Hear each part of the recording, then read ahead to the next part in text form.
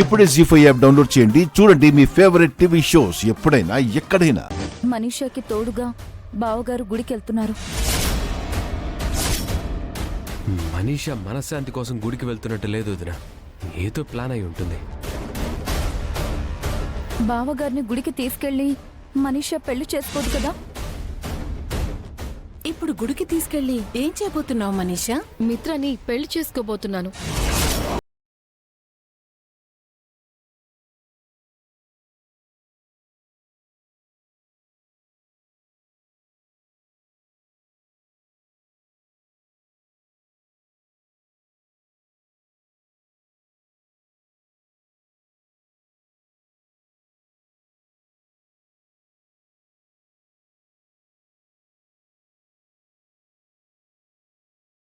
Download చేసి అన్ని episodes పూర్తి ఉచితంగా చూడండి.